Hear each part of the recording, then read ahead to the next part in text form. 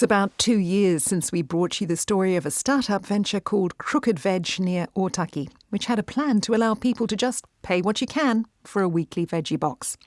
Here I am talking back then to co-founder Jonathan Mines. Pay as you can. Yes. It sounds like a noble idea. Is it going to work financially? We'll find out. We'd like to think it can, but as I said, we're not putting all of our eggs in that basket. We will be doing some conventional wholesale and have a couple of other outlets as well. If it works well, then our dream is for that to be our entirety of our outlet is local veggie boxes on a pay-what-you-can model. That was back in the winter of 2023 when John was living in a porta cabin looking out over a few newly dug rows with an experimental cover crop in a small polytunnel. He and Tay Luke Hurley were planning to launch the veggie boxes that spring, feeding 100 families through the somewhat unconventional plan to have others who can afford fresh, locally grown food pay for those who may not be able to. So how's it worked out? During a break in the wintry weather earlier this week, I pulled up outside the porta cabin to find out. Oh. Kia ora. Kia ora. Hey, do you want some gumboots? Yeah, I think it's probably a good idea. Yeah, it's pretty wet at the moment. Okay, right, I think we're sorted. Nice to be back here again. Yeah, welcome. Yeah, it's been a couple of years. It has been a couple of years and a lot has changed. Last time I came it was pretty much a paddock and one polytunnel. Now we have one large greenhouse and another one to my right. The porta cabin that you were living in has got actually a firm structure on the outside, and there seems to be a lot of tools all laid out and it's all looking very organised. And then the beds. Yeah, I guess when you were here last there was probably 15 beds or so maybe 200 or 300 metres square in production. I think we're close to 70 now. We've got about 1,500 square metres in production and don't have much more space to expand on our little acre, aside from some very boggy spots, which we probably aren't going to try and grow vegetables in. We'll put some trees in there. This not quite half hectare of earth inland from Otaki is looking highly productive.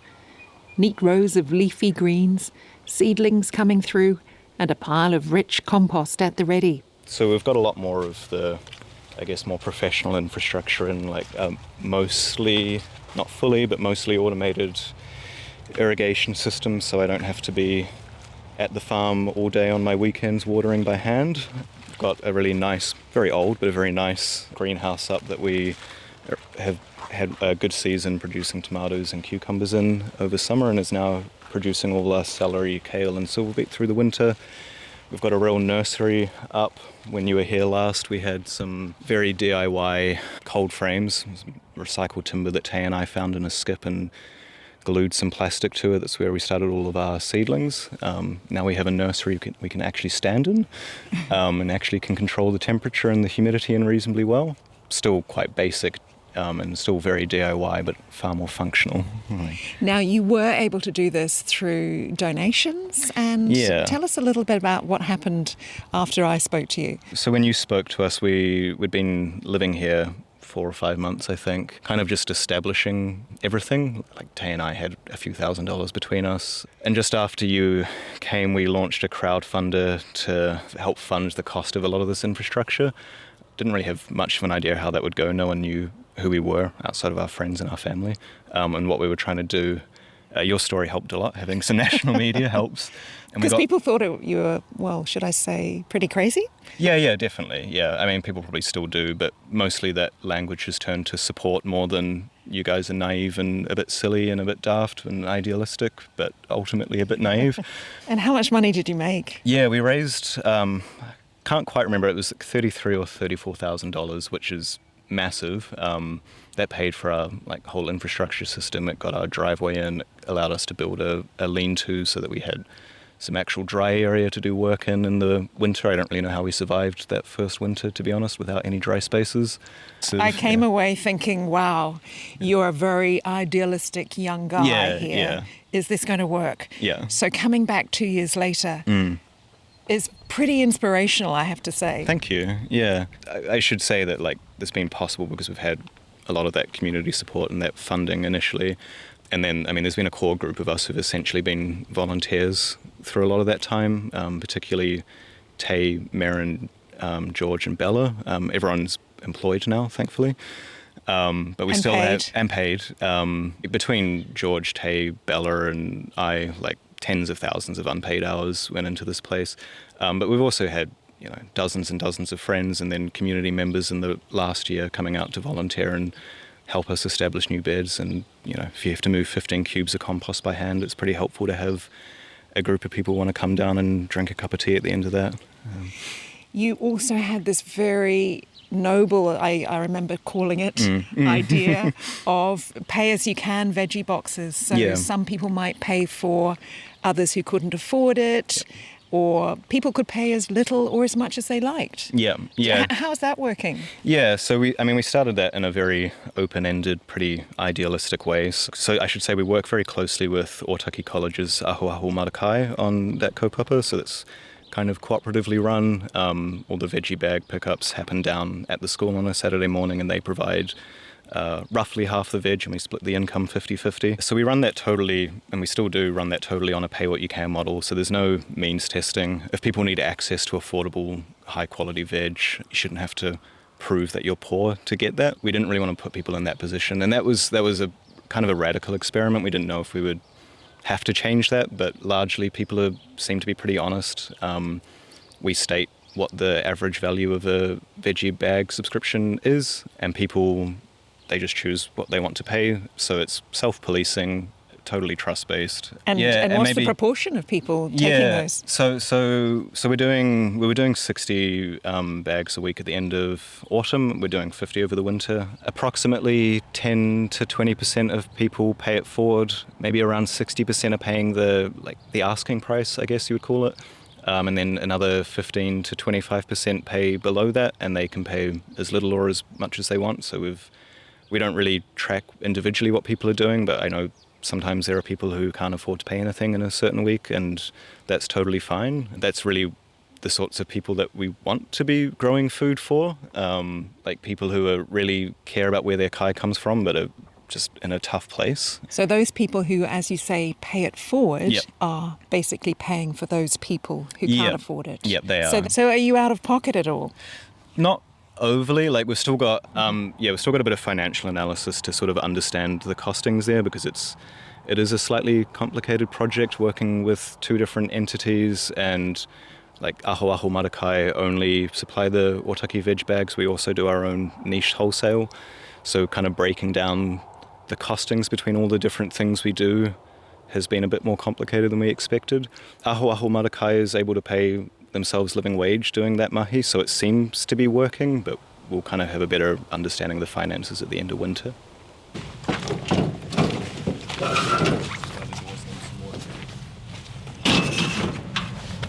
Is this the new greenhouse? Yeah, new old greenhouse. We think this was originally built in the 90s, and another neighbour told us, so-and-so's got a greenhouse over there, maybe he wants you to move it. And so now we have it. Did you buy it? Or? We bought it off him, and then it's a pretty scary infrastructure project, to be honest, building a 140-metre building. I imagine when you put this up, you felt like, right, we are really in business now. Yeah. That was a big step for us. We head out among the vegetable beds, and John pulls a few stray radishes from a row of huge and healthy-looking, but less traditional leafy greens. Oh, that looks lovely and lush. What have you got there? Yeah, so this is a couple of different varieties of radicchio or endive. Beautiful. All different colours. Yeah, dark reds, streaked. I don't know if this will be happening yet. I know this Castel Franco puts up a really beautiful, variegated red, green and white stripe. So we've got, you can kind of see the speckly bit here, but it's a deeper red on the inside once it's finished maturing. And these are the more gourmet vegetables destined for the restaurants? Yeah, so we mostly grow sort of this more niche stuff for those niche restaurants and such, but this stuff also feeds back into the veggie bag kaupapa, so we really focus on the staples there, right? Because we're trying to make food accessible for more people, and if you're like a single parent just trying to feed 3 fussy kids, you don't need to be learning how to cook radicchio for the first time. But we also have a lot of people who are there who are really, really interested in new food. We like to have some options like the radicchio every now and then. And the way we do the veggie bags now, actually, which is a bit different to how it was when we first started, is it's a little bit free choice. People come and pack their own bag. So they'll get a choice of 8 different veggies, but there might be 12 options to choose from. So people could choose like a radicchio, or if they're not feeling brave that week, they might pick the cabbage. It's a really nice way to bring like diversity into people's diets, and it can be quite an exciting way for people to start, I guess, thinking more about food. Like, there's not that they're all delicious, but there's over 10,000 edible crops in the world, and we see about 20 of them at the supermarket. Some people say bitter food like radicchio is really important for our immune systems. Not a nutritionist, so I'm not going to make any claims. Crooked Veg also supplies a few retailers and an honesty box down the road. But it's not all been plain sailing.